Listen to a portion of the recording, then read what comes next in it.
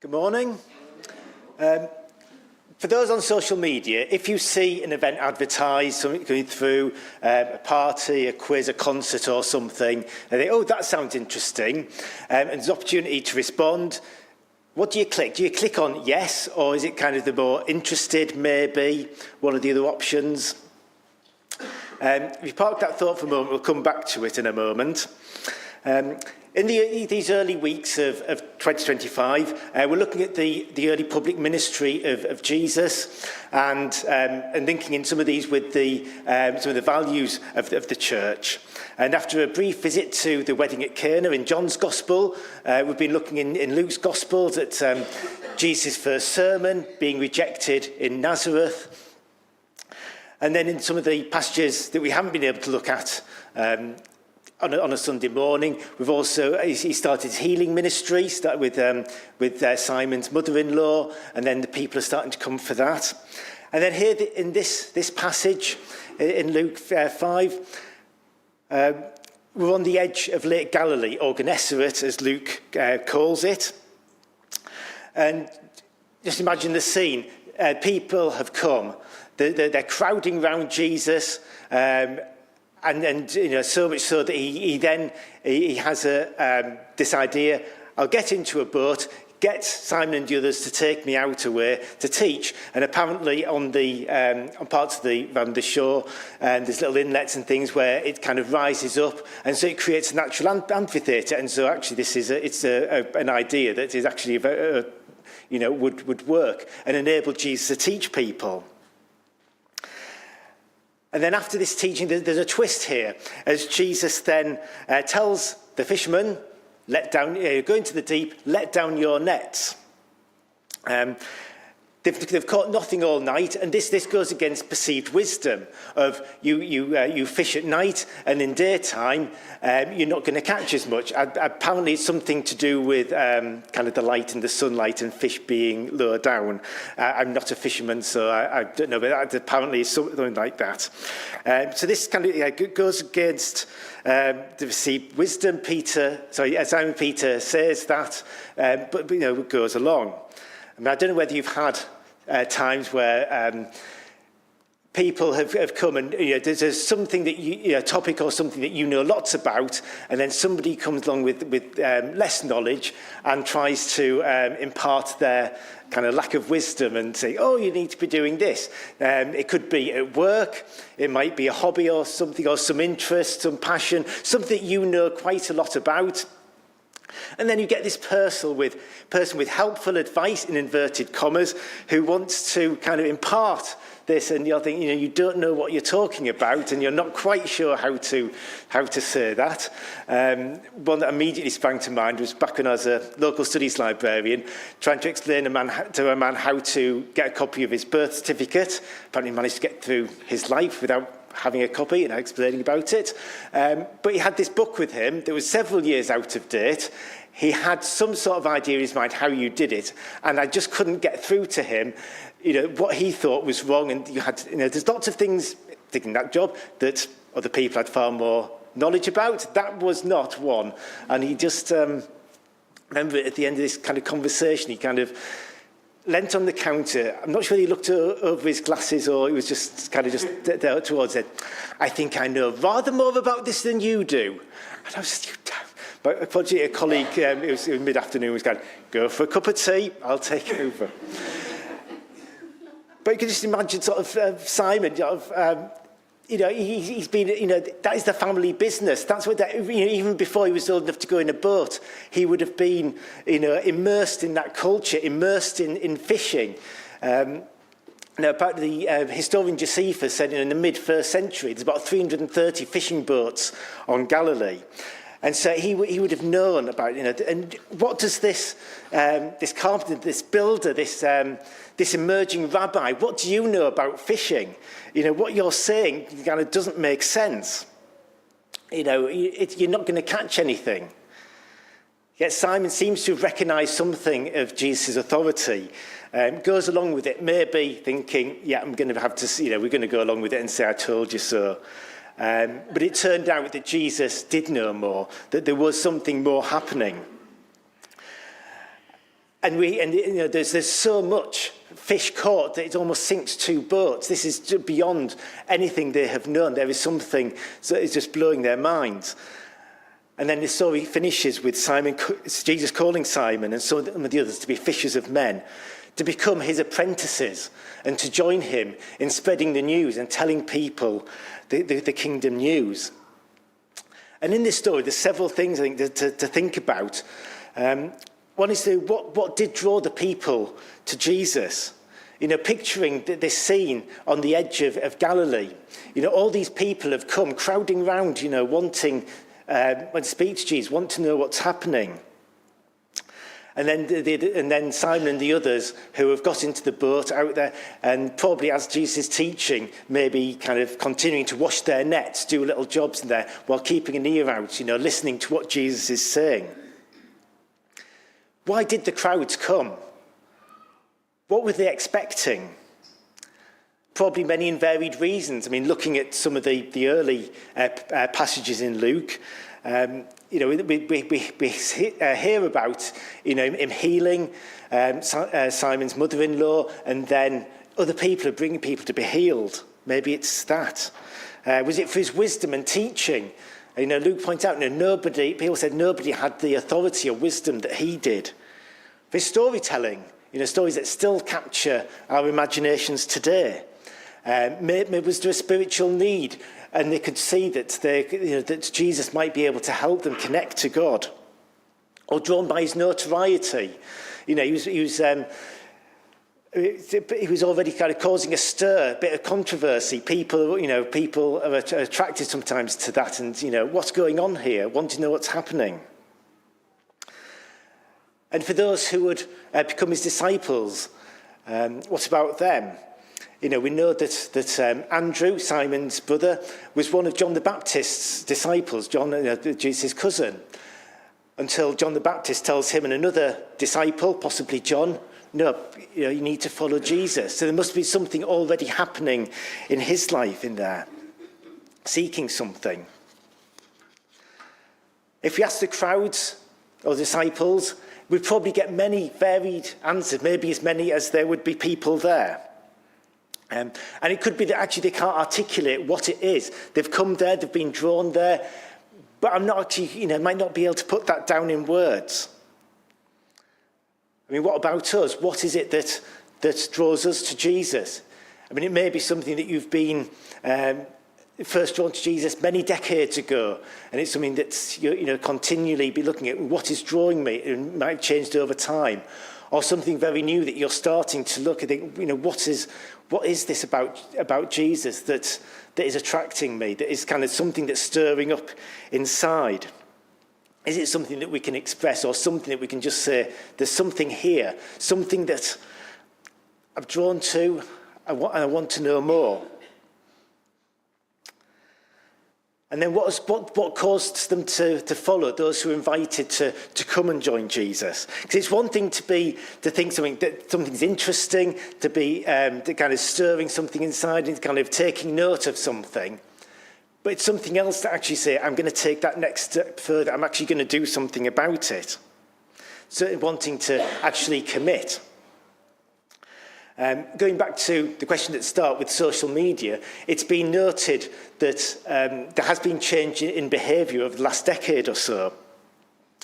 And social media possibly may reflect it, or possibly cause it. And often when people see these invites, there's this happening, chance to click, yes, maybe, no. That often the default position is always the middle one. Interested, maybe.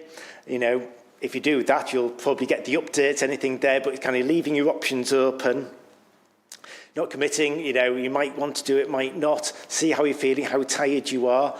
I feel said, it may be that, said it reflecting, decided generally in the social media is, or is that, because we're so used to just clicking on the interested things, that then affects how we think. And in some ways that is fairly normal, that we might just want to think, interested, see how things go, without actually saying a definitive yes, in case other things come up or we change our minds. So being interested in normals, but sometimes we might want to take that next step further. The direct call is to Simon, James and John, presumably Andrew, but he's not, although not mentioned. And it falls on that miraculous catch of fish, this amazing thing that happened that was blowing their minds, and getting a glimpse maybe of who Jesus is. They had some idea, but this is just taking it to a next level. And in that moment, Simon, in that reflection, suddenly realises who he is, his failings. He says, I'm a sinful man, get away. In that moment, that was who he is in light of Jesus' holiness. But Jesus isn't thrown by this, because Jesus knows who he is, as the rest of them. We know sort of throughout the Bible, it says how much God knows who we are. The psalmist says, God knows us, right from when we were in our mother's wombs. Jesus isn't going to be put off by that, because he knows already. That we're imperfect people. He called those fishermen and said, come along, join me, knowing exactly who they are, and still saying, I want you to come with me, be part of this new life. Was it the miraculous catch that there was a deciding factor? Maybe. Obviously, he said it had that effect. Recognising Jesus' authority, they did put the nets down, even though it seemed illogical. And then you could get that sense of awe as, what on earth is happening here? There is something more happening. It possibly is that, miraculous tales may be part of our story of coming to faith and making a commitment. Or just glimpsing that extra dimension of life. There is something more there, something a bit beyond what we can imagine. In one of our the values here at CCC, it says, committing to Jesus and embracing the richness of life in him, getting that glimpse, there is this rich life, there is something more that is attracting us. Jesus might not be a fisherman, but they can see he is trustworthy. He is somebody that they can put their faith in, and somebody that they want to come and follow, to be part of and join with. And which is obviously an important part when wanting to decide if joining, that you can trust them. And for those of us who have made that commitment to Jesus, to become a Christian, and on that journey, what was it? Was it a particular thing that caused us to think, I'm going to take that next step, to follow, to commit, to say yes? Personally, I grew up in a family that went to church, so right from being a baby would have come along. And it's thinking back as I was preparing this, there's so much there that it just made sense, seeing what was happening. I mean, obviously, there's the positive and not so positive, but overall, where things worked, where things were put into practice, of seeing, that kind of makes sense, and make it, and then when the time was right, of making that step of, I want to do that. And there could be all sorts of things for us, as I've seen, that there is that rich life beyond. So as we say, they leave their net, they follow, and we read of their story of the rest of the Gospel of Luke, as Luke tells the story, what happens as they join with Jesus on his ministry, of what happens. And then after Jesus ascends into heaven, we have the Acts of the Apostles, as Luke continues that story of what happens when these disciples and others that join, when they're, following that life, where they're calling to, where God is leading them on to. There is a caveat with this, is that, obviously very dramatic. They leave the nets and follow. They still have the fishing businesses. We read on a number of occasions they're back in Galilee, and they continue to fish at various stages, and they had their families there. It'd be assumed that Simon had a wife, as he had a mother-in-law. But that makes it more identifiable, because when we're called to follow, we have a life, we have work, we have families, we have things, and it's working that out of following within all that. bringing our lives under his direction, of what does that mean to follow with all that we have, all our lives, bringing that. There may be changes, there may be bringing things in. How does that work? Our lives continue, but with a different slant.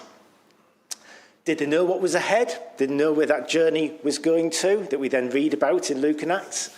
No, of course not. And probably it was maybe a good job that they didn't. They might have possibly had different ideas. But something made them trust that we're still going to continue to go, there's something there, I'm just going to sort of see what happens. Also, later on in the Gospels, we have James and John coming to Jesus and saying, when you come into your kingdom, when you take power, can we be at your left and right hand? Can we be your kind of key people in this? And I always trying to imagine, what is Jesus' face? Is it kind of is he almost laughing, or is he kind of just bemusement of kind of and saying, do you know what you're asking? Do you know what what you're asking? Can you drink the cup I'm going to be drink? Can you do all this? And they're kind of saying, yeah, we can do that. And not having an absolute clue what was going on. And then it turned out they did. They did drink from that cup of something. They did go there, but at that point they just didn't know, but were kind of eager and just still kind of, yeah. And when we answer Jesus' call to follow, we don't know the details of where it's going to lead, of where it's going to be. We might have some idea, we might think we do, but quite often it'll change. Life happens, and we're called to trust and to come and follow and be part of that. And the call to follow and to commit is both a one-off, where we're called to say yes to Jesus, to profess a faith, to say yes to him. And then also a daily decision to keep on following, step by step, day by day, as life is happening. What do we do? Where do the different choices that we make? How does it work out? What do we do to keep on it? To keep ourselves in step with Jesus. Numerous decisions, choices to make. And following Jesus in all of these, are we prioritising his values in our thinking? And it applies to us as individuals and also as a church, as a group of people here gathering together, worship God. Are we here to enjoy meeting together? Or are we prioritising, where is God leading us as a church as well? And the bonus as a congregational church, in that we get to do it all together, and everybody gets to help to discern that, to be part of where are we going, what are we doing, what's kind of our next steps. As I mentioned, one of the values that we have on our wall as well, here at CCC, is committing all we are to Jesus, embracing the richness of life in him. And just as Jesus called the disciples to follow and to commit themselves, we hear the call too, to follow, to hear that call, that there is the richness of life to be part of, to say yes to, and to come and be part of that. And as I close, there's a few things just to think about and just to maybe ponder about. To think back about what draws us to Jesus, and is drawing us now. As I said, maybe that we were first drawn to Jesus many, many years ago. And think about, what was that? Is that the same as today, that's keeping us coming, keeping us following? Or maybe it's something fairly new, and that you're starting to think about it, to ponder and think kind of, what is it about? Is it something that we can express? And also, what does committing our life looks like, making it a following? It could be that we've never kind of consciously made a decision to follow, to commit. And it may be that you feel a nudge with that. If so, have a chat with somebody afterwards. If it isn't anybody around, they're one of the leadership team, the orange lanyards, I'm sure would love to chat with you. And if still working it out and you haven't grasped it already, Alpha could be a lovely place to come and explore that and to have a chat about what does that mean, and is this, and thinking about it. And also, what does it look day by day of following Jesus, of committing our lives? What does it look to take those next steps through everything? Is it something that we consciously think of? as we go through life. The benefit or not of thinking about this passage for the last few weeks is think about sort of going through that. What does that look like? How have I been doing it? For our jobs, relationships, how we spend our times, our families, things like that. How does that look like? Working out our commitment. What does it look like?